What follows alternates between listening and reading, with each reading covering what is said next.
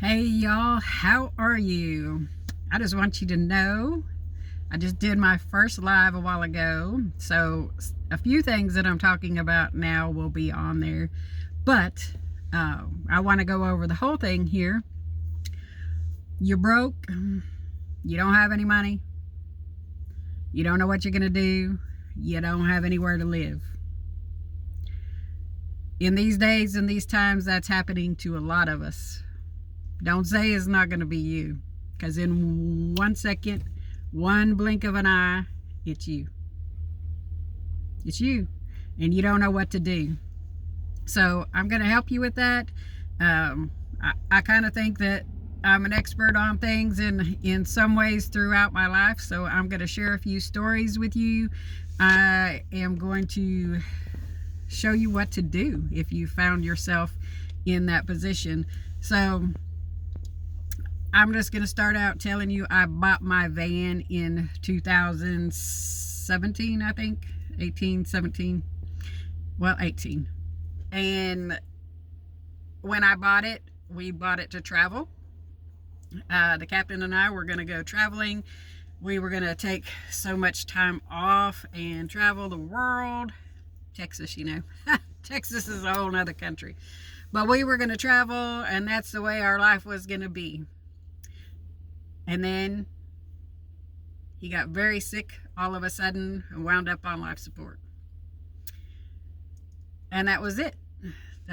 He lived through that. He's had several health scares like that in the last few years. But the dream shatters within seconds. So we always have to be prepared for that. And you never know how fast things are going to go. You may have a house today and not tomorrow. You may be the richest person and think, hey, this girl is crazy, this won't ever happen to me. But I've seen it happen in the last couple of years to people who thought it wasn't going to happen to them. They might not have lost everything, but it was a shock to them. They were fine 1 minute and the next minute facing death, and wasn't sure how their company was going to run and wasn't sure what was going to happen.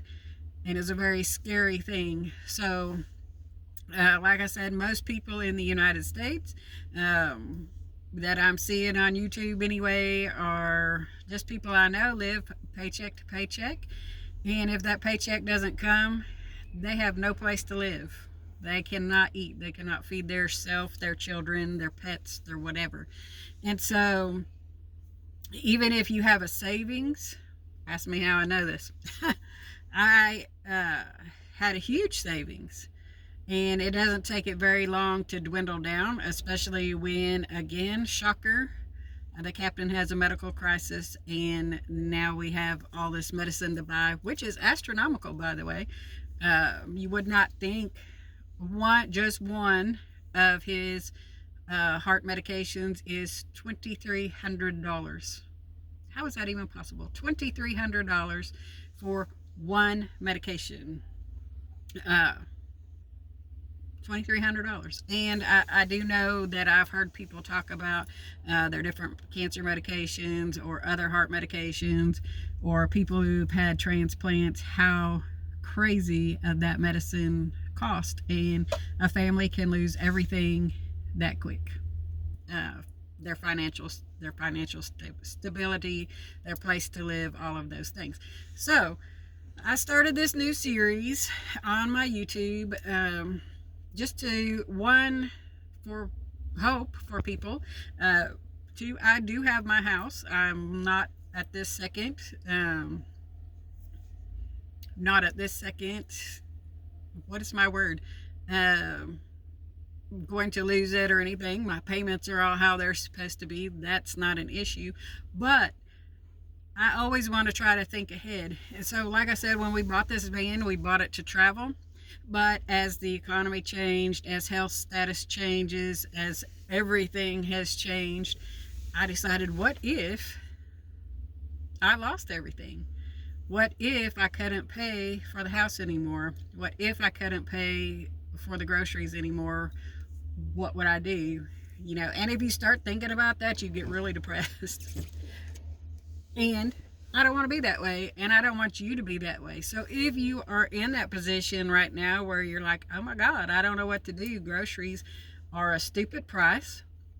I went today and me and my son bought 2 small bags of groceries, and it was $60, and there was no meat in these bags at all. So, if you buy a bag of chips these days, it's $6. What in the world? The eggs today for a dozen were $5, and they're not any fancy eggs, they're just eggs. So, it's a real concern for everybody. How are you going to make it? So, proactive. That's what we're going to do.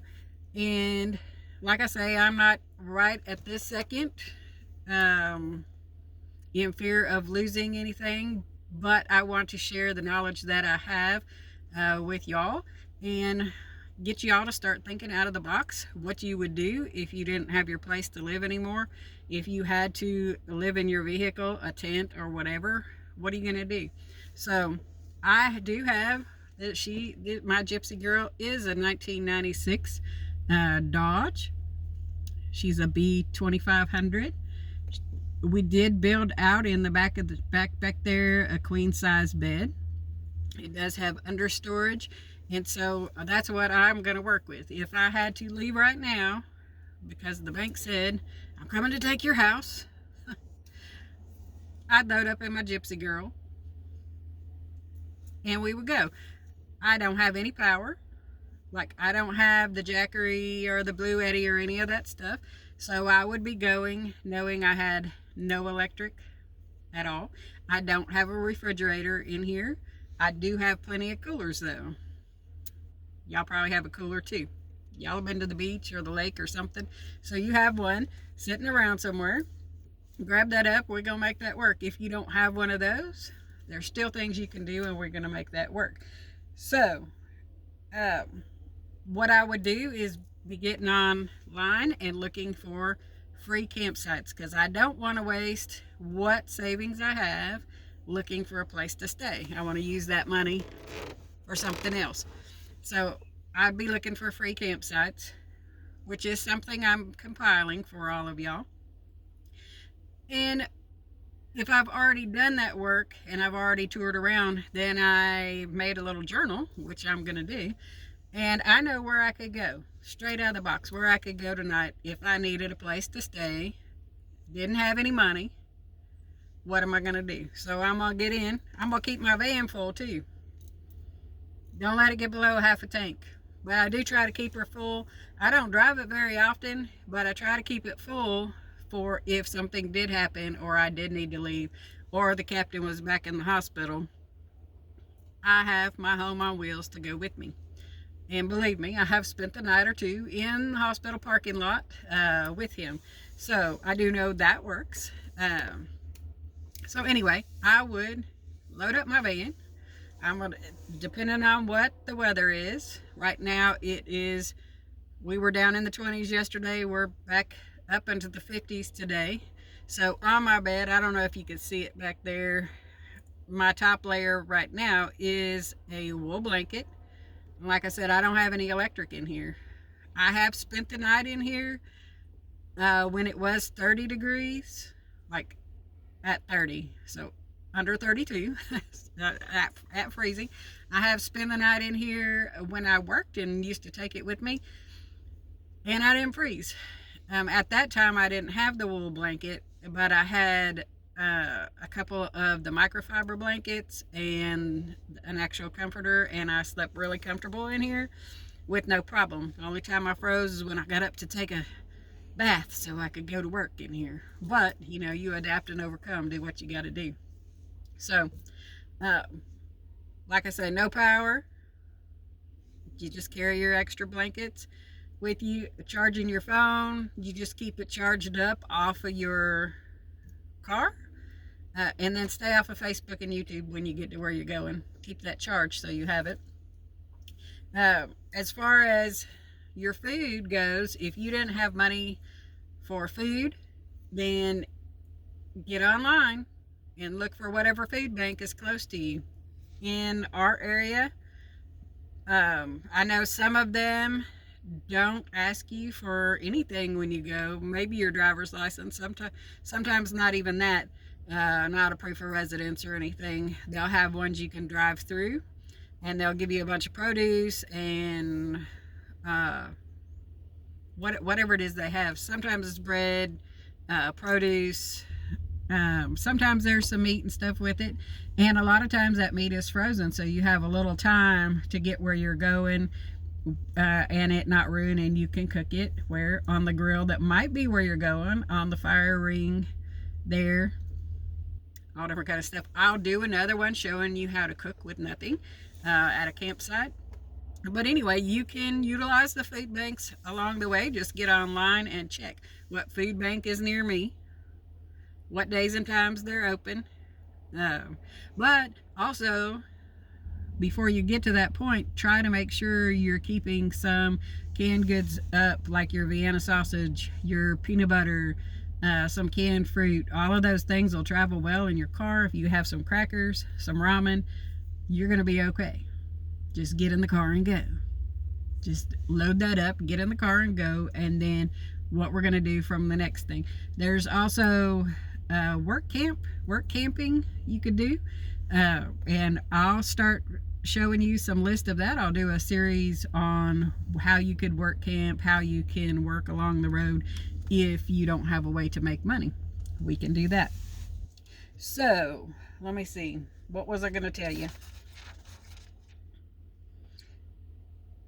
Oh, okay. I was going to tell you that I have utilized this van to live out of for a little bit, not on a permanent basis, but back in 2018, I lived in the Tyler, Texas area, and I took a job in San Marcos, which is 4 hours away. It's a long ride.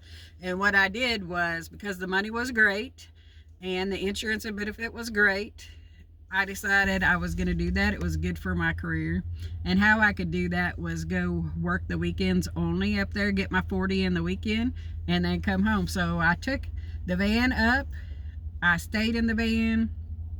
While I was there, I utilized the Walmart parking lot.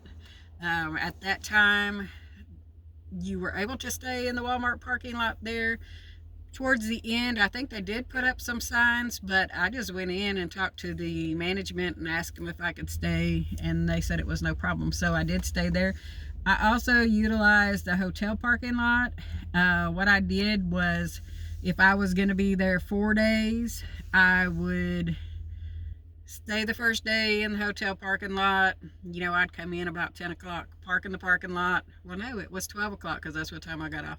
So I'd come in about 12 o'clock, park. I'd have to be up by and out of there by 6 to get back to work because I was working crazy shifts.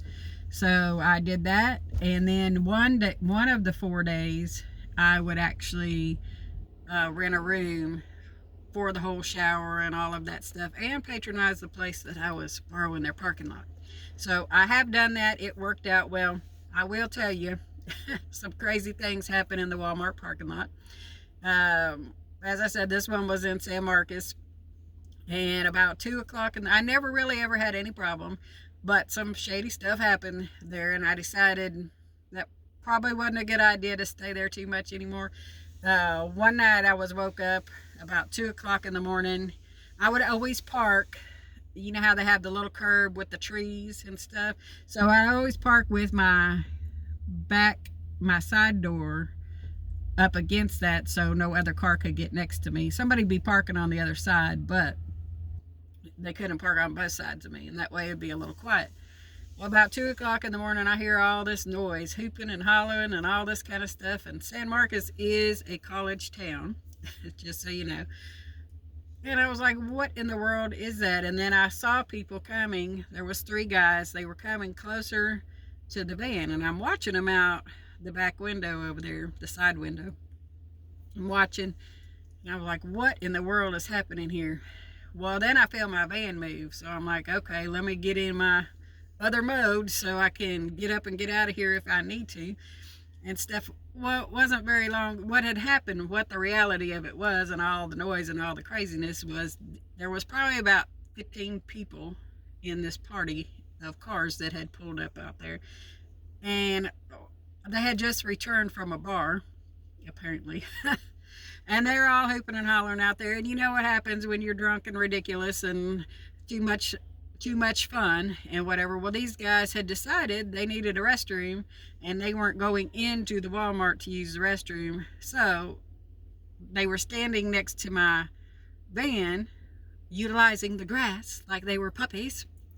And unbeknownst to them, somebody's in the van. So let me just say, I wound up scaring them instead of them scaring me. But anyway, so those are some of the kind of things that can happen when you're in the parking lot. But you just have to roll with it. Make sure, you have your protection with you of whatever kind you choose.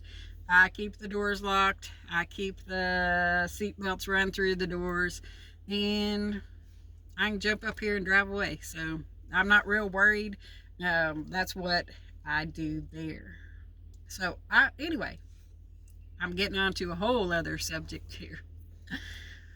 So I'm gonna show you some things how you can adapt and overcome if you get yourself in the situation, or the situation arises that you have no place to stay. You don't know where your next meal is going to come from. You don't know where you're going to live. You don't know how you're going to do anything. I'm going to teach you how to do those things. Okay, so just stick with me. Come by, subscribe to the channel. Every subscription I get gets me a little bit closer to do some of the extra things that I would like to do. I'll start doing some lives out on the locations that I go to. I'll start showing you how to make meals out of nothing if you would like to know how to do that. I may show you how to make some simple medicines like for sore muscles, things like that, that you can make just out of the stuff around you. And we're going to get through this life together, okay? Anyway, I just wanted to hop on here a little bit and explain what my series is about that I've been doing and why. Several things, but one is if you have a family and you'd like to go on vacation, but dang, vacations are expensive. Well, if you have a free camping spot, all you're paying for then is your food and whatever entertainment you want to do while you're there. It can be very cheap. You can do that on the cheap. The other is if some kind of catastrophe has stricken, is that a word? Has struck you. How about that? You're not going to worry. You're going to get in your vehicle and you're going to survive. And I'm going to show you how to do that. Okay? So follow me on this journey, and we're going to get down the road together. Don't worry about me. I'm doing fine. I'm going to be going to do a lot of things, and I'm going to show you I'm doing well. The captain's doing as well as he can be doing right now, and I'm just going to use this time to teach, because that's what I do.